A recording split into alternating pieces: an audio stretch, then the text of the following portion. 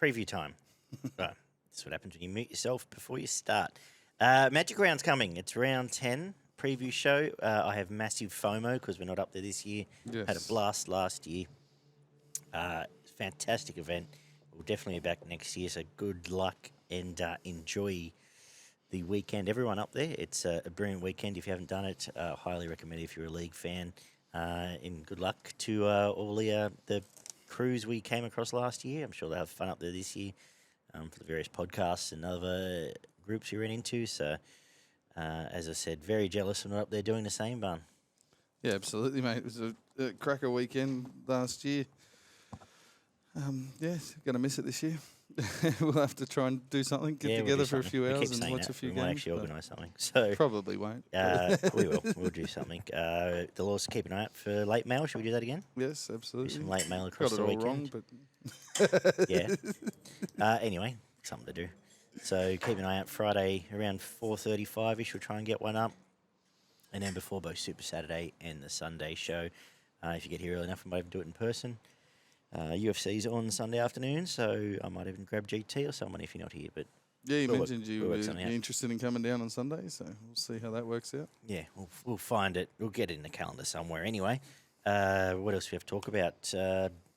PCTC, have you got any of that? Supercoach, you got any of that? All right, we'll just talk about Magic Round. Very uninterested. I had an absolute shocker of a weekend. I'm coming last, but check out the PCTC Sports Tipping. Also, check out, if you're a racing fan, PCTC Racing. Put in PCTC Racing into your search bar on Facebook and you'll find it. The Winter Dash kicks off in 2 weeks. There's some barrier trials starting this weekend. There's free and bide options, but it goes through about 6 or 7 weeks. And you tip all the way across Australia. And the most points win. You get $1 for your $1 each way on each horse, effectively, that you tip. So check that out. It's a lot of fun. Great community. And very well run by a good friend, Gaz. But let's kick off Magic Round. So at Suncorp Stadium all weekend. Just checking the weather is fine. So we've got sunny weather as opposed to what we copped last year. Concerns on the track, Barn? Yeah, absolutely. It looks like it's been digging up worse and worse over the last 3 or 4 weeks, but I'm pretty sure we said the same thing last year. I think we did. Going into it, and it played out really well. There was a few divots and some ground did get chewed up, but there wasn't anyone sort of falling in holes and hurting themselves or anything like that. Tony Cool's wandering off? Possibly. There, Tony. Anyway. Yeah, it is. But yeah, I don't think there'll be... Every time we've thought there's going to be an issue, there hasn't been. So let's stick with that, and hopefully the ground dries out nicely and we see some nice fast footy up there, because we do know that when it's nice and dry up there, it is pretty conducive to some fast flowing footy. Definitely, yeah. So hopefully it is, and yeah, like in plenty weekend footy. Daytime. Idiot. So exciting to see.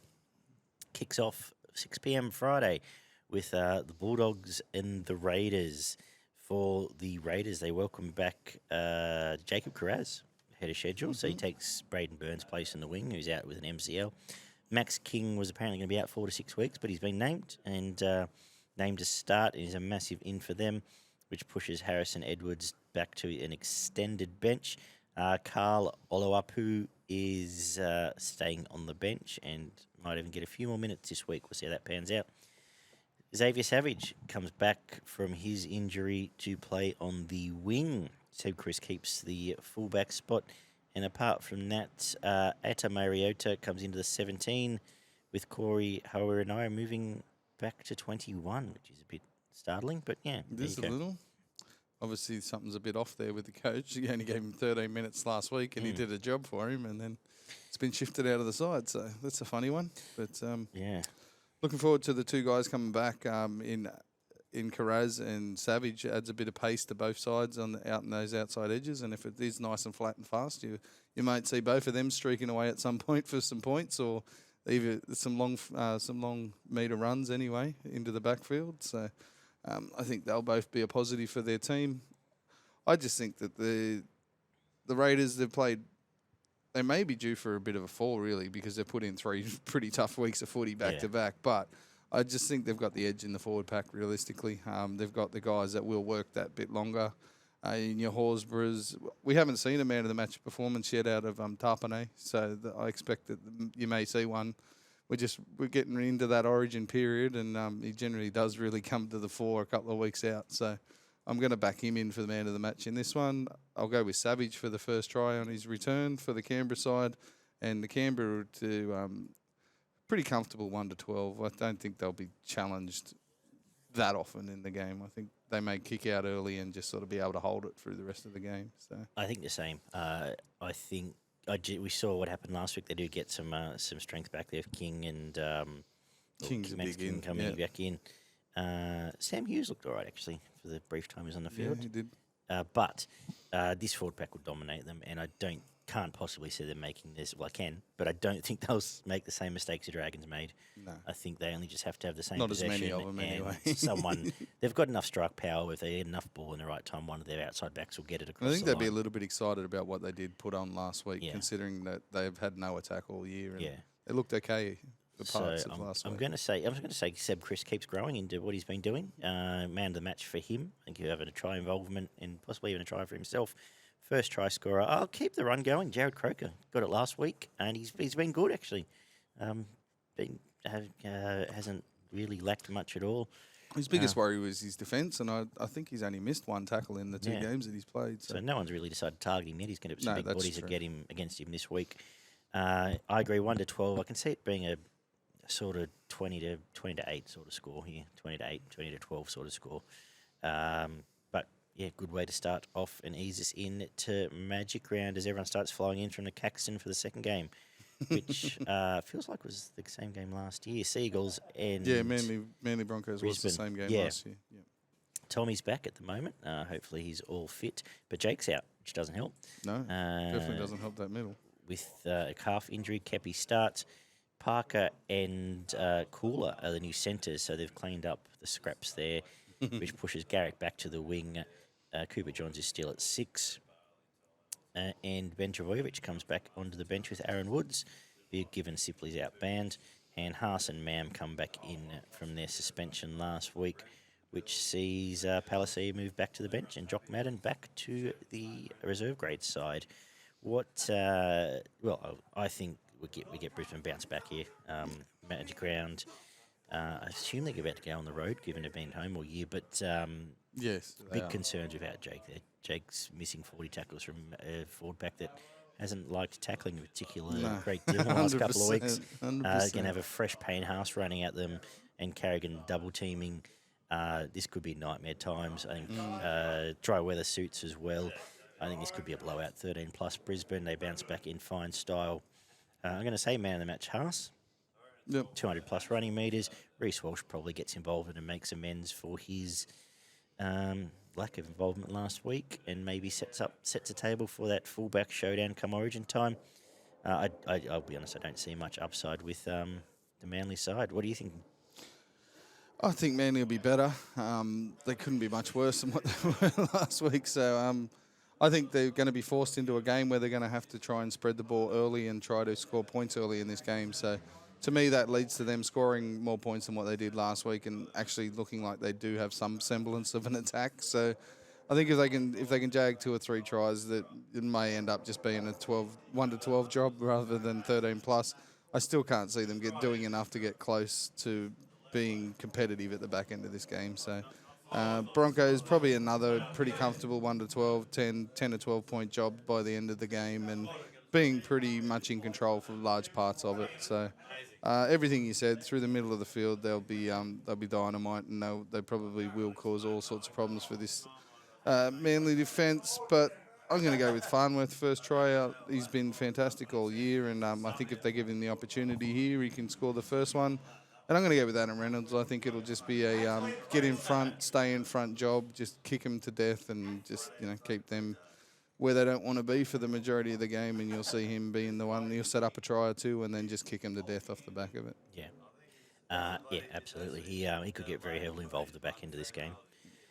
The Saturday kicks off at 3 p.m, the traditional slot for the Warriors and Magic Round, with them taking on the Panthers. They welcome back some reinforcements, though, with Charns back from his head knock, Tohu Harris named, which pushes Josh Curran to the bench. and Dallin back onto a wing. Who drops out? That'll be Freddie Lussick. With for Penrith, they get Fisher Harris back, who couldn't come back quick enough. Leota and Liam Henry's named on the bench. Still no Spencer Lenu. He's on an extended bench.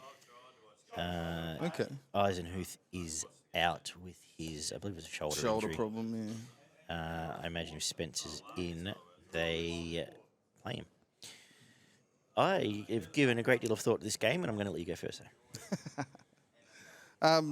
This is I would never have thought this time last year. This is the wrong matchup for Penrith right now. As close to a 50-50 game between the Warrior and Panthers you've seen in the last 10 years. Isn't it weird that I looked at the ladder just as I was looking at for our disaster class, and Penrith are 4-4. Like, that's weird. Yeah, weird. No, absolutely. And this forward pack could put a very dominant display over the top of this Penrith forward pack. Realistically, at the moment, while they do have workers, they don't have anywhere near the impact that they had last year. They're absolutely crying out for Fisher Harris, as you said, to come back into this side. And I think that may be just enough for them to be able to still get beaten in the middle of the field, but hold up their end long enough for the outside backs to do their job and get that extra try or two that Penrith may just squeak away at the back end of this game.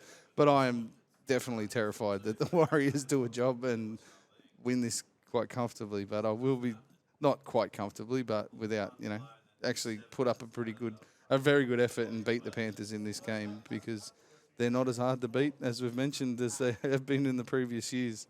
Still going to stick with Penrith, just on the back of the class in the halves, with Cleary and that Hosking combination. You've got Crichton and Edwards out the back too, who are guys that are not known for putting in two bad performances in a row. So, Edwards never puts in a bad performance. So, Penrith 1-12. I'm going to go man of the match, Cleary. Again, another kicking game. Up at Suncorp, we saw last year that generally the teams that won pretty comfortably were the teams that had the fantastic kicking game and were able to trap teams into the corners, because it seems really hard to get out of the corners at Suncorp Stadium for whatever reason. Are you concerned especially Cleary's at one end? kicking like shit, are you? Yes. But apparently he was close to taking back over the goal kicking last week. So to me, that lends to he's been hampered for 3 or 4 weeks with a leg injury, and he maybe hopefully he's back to his best in this one. But I'm actually going to go the Warriors to score first with Wade Egan. I think he might just pop out. Warriors down Penrith's end early, and Wade Egan just pops out and scores from dummy half. So. It's an interesting thought, because something I didn't mention is we've now seen Sonny Luke very exposed, and he's not the whiz kid we probably he was thought he might have pretty been. bad last week. Appy scored him last week. Absolutely. And probably had a point to prove in scoring him. True. But anyway, I'm going to choose the Warriors. I don't blame you for it either, mate. I've thought about it. I can see this being... I think if Penrith scored more than 20 in the last... 3 games or something? No, I don't think so. I can see this being sort of 18-16 sort of scoreline. Both halves will be on, you're right, with the kicking, but I can see the Warriors being up and really pinning them. Penrith struggled Putting a together in half. circle around this game. They struggle together in half a lot of the time, and I think if they can pin him down, Fanua Blake will make a point of going after Fisher his Harris Kiwi and mate Leota, there. yeah, absolutely. If they Go own after them, both of them. if they own them, then Penrith have got a lot of work to do.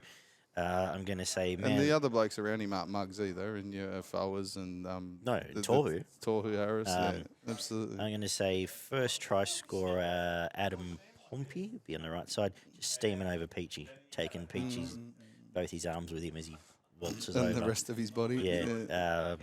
I think that's a crack that these outside backs can really... makes sense. With their footwork in the dry, as you touched on in a review show, sets up nicely.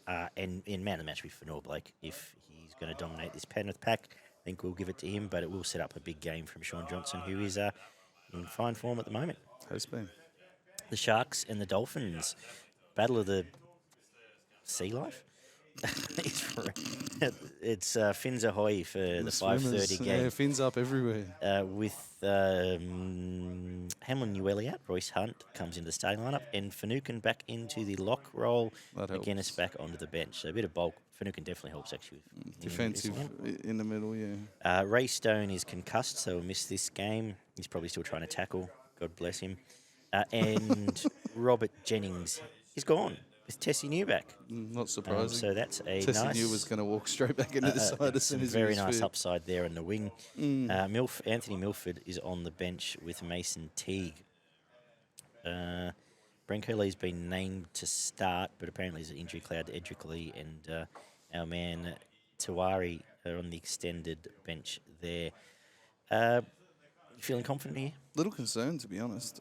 This is a team that just going through the lineups is very similar to the Sharks. They like it physical in the middle. The Sharks have probably got a little bit of edge in the ruck speed through the middle, but the Dolphins may have a fraction more physicality in the middle of the field. So that could go either way, and that could go a long way to determining what happens out wide. There's some of these Dolphins are in career best form when you chuck in the likes of Tessie New, if he is 100% fit, Jermaine Asako and Hamaso out the back there. They've definitely got points in them as well, but I think they'll just be a little bit more controlled out of this Sharks team. And you saw them last week put together 60 to 70 minutes of good football, which they haven't done all season, and that'll be now their aim, I would imagine, and for the next 6 to 8 weeks to make sure that they're putting in 70, 80-minute performances week in, week out. So I can't see them blowing this Dolphins team away like they did with the Cowboys last week, but I think they'll get home by the end of it with a few more, with an extra try or two out wide, just being able to, because there are a couple of defensive issues in the guys I mentioned that have been brilliant in attack for the Dolphins. So you're right in that I'm a bit scared. Like if Bennett gets these guys up at Suncorp, this will be first a target Magic game, round, obviously as well. There'll probably be 15,000 Redcliffe These fans guys are there. running second. No one thinks you can win. And getting these forwards out and monstering Cronulla, it can be a danger game here. But I just think if they're conceding 30 points to Canberra, the form the Cronulla backline is going to be irresistible here. I can see them scoring 36. This could be a high-scoring game, actually.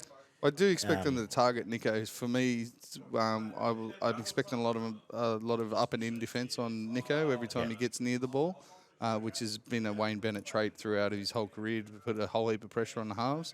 So I've gone with Kennedy as man of the match. The guy is going to be floating around out the back to take that pressure off and then link up with his outside men. So you could see him put in a couple of try assists and a try or two as well. So for me, it's him man of the match. Sharks 1-12, and I'm going to go with Katoa on the left edge to score the first try for the Sharks. Beauty. I'm thinking it's those edges which are the big concern. Brenko Lee, had a few moments to forget last week. I can see them targeting him. And Ramien's been pretty good this year. So I'm going to say he's going to be the first try scorer this week. Maybe that one pair one pair wide, I should say, from the back row play there. Some nice hands, Nico flowing in and popping it to him. I'm going to say man of the match. Let's double down, actually. I'm going to say Ramien. He might score a couple here and have a good day out against his counterpart. 7:45, main event. Storm off the bye. Host the Red Hot Bunnies, who I assume have had a lovely week up in Brisbane. Katoa's back from his head knock a couple of weeks back, assuming he gets cleared. And the rest is what you'd expect from last time in. The Bunnies, David Wiley's out. Liam Knight comes into the team after getting through reserve grade last week. Totola and Sele go back to what they'd been named as last week, with Totola starting instead of off the bench, assuming that all goes the same way. Good to see Knight back with a horrific injury and a couple of other things going on in his life. So it's brilliant to see him back and lining up for this first grade clash. I just think Souths will be stronger for longer in the middle of the field. It's been our concern with the Storm for a long time. I think they will have moments where they will probably tear this Souths defence apart at times, and they will put on two or three really nice tries. Yeah, South Scramble has been great, and the you defence can't in put general it has been past great. Munster and the likes of Olam and Meany to get involved, and they will score a couple of tries, but I can just see South holding the middle for way too long in this game. The Storm folding at the back end, and it's got me concerned whether I go 1-12 or 13 plus, because if if the likes of Walker and Latrell get up and fired up and doing the right things rather than putting the pumpkins on, that they can score a whole heap of points really quickly. So I'm going to go with Campbell Graham first try scorer. He's in irresistible form at the moment, so why not have $1 that way? And I'm actually going to go with Cook man of the match. I just think the middle will open up after South's really lay the platform early in the game, and the last probably 30 minutes, Cook will take control and start directing play in and around the middle of the field, cutting them open. So Yeah, I agree. I love South's bench matchup here when you compare to what Melbourne are bringing. Cartwright, who's playing pretty well actually. Cartwright, Arrow, Knight, and Burgess coming into this game, taking on Garlic, Penne, sounds delicious. Eisenhuth and Sims. Yeah, I think the longer we get in this game, though, that bench is going to have a big say in this. And Totola's going to be better for the run, so I can see this middle being dominated. Cody Walker will chime in for a few try assists, but I'm going to say Campbell Graham sets up a try for the first one, but gives it back to Jacob Hostin inside to score. Okay. Man of the match. Let's go. Well, we know where we're talking about. It's been one of the spine. Let's go with Cody Walker. He's been in some fine touch after a slow start this year. He does like getting up into Brisbane too. He always seems to perform up there actually, for whatever reason. And I can give and I can imagine us giving Nelson a point or two because he'll be the sole dam trying to hold back the tide. Gladiator throwing blokes left, right, and centre through the middle. Because they'll need some help there for sure. Sunday kicks off 10-2 with the Tigers and the Dragons. Tommy Talau comes into the starting lineup with Naden being banned. Capoe is back onto the interchange, returning from, I think, tonsillitis. Usual extended bench there. Big news for the Dragons is Lomax has been dropped. He's out, as has Jacob Little. Both completely gone, and that sees the back six for the Dragons look like this slow Fagai, Sully, Fagai, Ravalawa back. And Michael Milo goes back to interchange with DeBellin starting at prop. Jacob Stewart's back too, so I suppose that is a nice in for them. I'm fairly confident. I can see the Tigers dominating the middle of the field here. They'll bash the front door, and again, I hope they don't overthink this because realistically, they can bash Blake Laurie, Bird, and co out of this game, and produce an if the halves fire again. Produce a nice win here. I'm going to go Tigers 1-12, but hopefully a comfortable one. It'd be nice to watch a comfortable win once.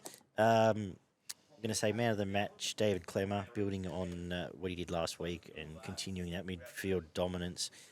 First try scorer, Stafford Tower, been outstanding, and I think he can have a big game actually against Faine out there in the wing. Faine, is it? I think I've pronounced it wrong the first time around. Anyway, what are you thinking? Another one that sort of frightens the hell out of me, to be honest. Off such a lacklustre performance off the Dragons last week in attack, you would expect that they'd be much better in attack this week, but they're really good at dropping the footy, so who actually knows what's going to happen there? I do expect them to score more points, which is an issue for the Tigers, has been an issue for the Tigers all year. If they can control the middle, which you alluded to, that brings Appy into the game. I really like what Papali'i's been doing the last probably 2 or 3 weeks. While he's still nowhere near his best, he's been getting better week on week for probably the last 3 weeks, and I can just see him bringing out some sort of a blockbusting performance in this one, and causing a lot of problems for his opposition and probably scoring a try and maybe setting one up as well. Probably the one, and Bateman, but they're the one bit of the puzzle they haven't quite cracked. Like if he brings one of his top para, but he's just so physical. If he really gets in and gets he can score 2 fired tries up, himself he can score some tries. He can set some up. He can hit some blokes in defence. And for me, I'm expecting a match-winning performance from him. And Appy to score the first try. You could quite easily swap those both around and have Appy man of the match and Papali'i to score the first try. But yeah, I've got to back-to-back wins for the Tigers. Yes, is it a dream? I'm tipping it. Tigers 1-12. Yeah. 4 o'clock at Suncorp. The Chooks and the Cowboys. For the Roosters, Brandon Smith's in despite having some concerns about his neck. Momorowski goes out. Hutchison comes back into centre. Turpin onto the bench. And they get Wiri Hargroves back to start. Helam Lukey's back after injury, so they definitely could use him. He replaces Nanai. Townsend apparently is under an injury cloud with Ben Hampton and Jake Burke named as cover for him. Kuli Fiki Finafuiki is on the bench. Right. Lucky I wasn't looking at that one. Yeah. Young, did you say Burke, was it? Yeah. He's got some wraps around him. Might be time to give him a go and see, if Townsend's not fit. Even if he is fit, might be worth giving him a shot because this season at the moment looks like it's in shambles and they're not getting a lot out of their halfback. So be worth getting something out of there. This could be a blowout game, and I'm expecting it to be honest. Their defence has been atrocious. Their fitness just seems a level below pretty much every other team in the competition, which is weird considering they're the fittest team in the comp last year. I can't see any joy coming the way for the Cowboys until they fix up those defensive issues, which have been glaringly obvious for month, 6 weeks now into a 10-week or 9-week competition. It's ridiculously bad. So I'm going to go with the Roosters 13 plus. I'm going to go with Collins first try. That little short ball. I think Cheese is named, but under an injury cloud, isn't he? Yeah, Turpin's on the bench. But either way, if they're camped on the line, nice little short ball for Collins to dive over for the first try. And Manu's been close to their best player for the last 2 weeks. He's been at 6, so we'll go with that and continue on with him to be man of the match. Yeah, I can't possibly tip the Cowboys, so I think this could be back to dry. Manu now 3 games in at 5'8". I can see him dominating this. He'll run 200-plus metres here and have his hands all over everything. He'll get the further this game goes, the better he'll get. And if he's man of the match. And Jackson Paulo, quite a couple of weeks. He has, yes. We can get some ball movement from Kiri. He might be able to score first out there. And we wrap it up with the Titans hosting the Eels. Jaden Campbell does come in to start for AJ. Apart from that, the only other change is Cruz Liming comes onto the interchange bench. Andrew Davey comes straight from the Bulldogs into the Parramatta starting lineup, apparently. Bryce Cartwright's on the bench. And Ryan Madison is on the bench as well, which concerns me as to how much time Hopgood gets, but I'm hoping Madison ends up part of that front row rotation. Makatoa, he probably does end up playing in the middle of the field when Paulo and Greg have a break. Good game. What do you think? Concerns me because whenever Parramatta have a really good game of footy, they generally play like shit the week after and get beaten. So Titans have been really good at scoring points for 30, 40 minutes in most games this year. Do they have the defensive capabilities to keep Parramatta out for long enough to win this game? Probably not, is really my only issue. I do expect the Titans to be at least within a try for a big part of the game or possibly in front for a big part of the game, but I think Parramatta will just wear them down by the back end of the game, and with a bit of fatigue in the middle, they'll start putting on some points out wide with the likes of Dylan Brown and Moses pulling the strings, setting up some guys out there to barge over some tired centres and halves. So I've gone with Parramatta, but only 1-12. Gone with Paulo as man of the match, or Borlo. I think he's again been in really good form recently, and I think he'll add on what he did last week and take it as a personal challenge against some of these bigger forwards in the Titans' back, because he does seem to enjoy a physical challenge against some of the bigger guys. So Yeah. I think it may just lead to him being man of the match, and I'm going to go with Will Penasini first try for Parramatta. This scares me, this game, because we know Parramatta concede points. I can see this game being 36-30. Yeah. It quite easily be that. And we know the template for Parramatta to beat Parramatta is to just belt them into their own half. Yeah. And we saw the Tigers do that a couple of weeks back, and the Titans probably have the closest forward pack with Mo, Tino. Yep. Fafita on edge. Yep. And that's what scares me. I'm going to tip Para 1-12, but I can see the, like I said, almost last try win situation here. Because both those edges are susceptible. I had the same thought. Penasini first try scorer, cutting back in. We know where those concerns have been out wide. In man of the match, I'm going to go with. I'm actually going to go with. Good question. I was trying to how this pans out. There's points everywhere. Probably Gutho. Let's say Gutho's going to be involved in 3 tries here. If not, it'll be one of the Fortino or Mo. One of those props getting over Borlo. Great week of footy. Dry footy excites me, and looking forward to all of that. Do you have anything for our disaster class? Yeah, well, I'm frothing for the Saturday, to be honest. I think there's going to see some really good forward battles and some really crisp ball movement in some of those games with uh, the Rabbits, Storm, Sharks, Panthers, Warriors all involved in there. Chuck the Dolphins in. There's going to be some really tough footy in the middle of the field, and I think you'll see some really nice tries on all the way through Saturday as well, to be honest. Disaster class, we both bombed out last week. I'm at minus 122.50, yourself at minus 310. This week I've decided to go, I'm going to go a 5-leg head-to-head. The first 5 games, Raiders, Broncos, Penrith, Sharks and Souths. $6.70. I'll put $35 on that. Will Penasini, first try scorer at $12.50. I'm going to have $10 on that. And I thought, I've got $5 left. I'm going to tip the 3 upsets that I think are most likely to come this weekend in a head-to-head battle. Titans, Tigers and Warriors. Put $5 on that. That'll get you $21. Lovely.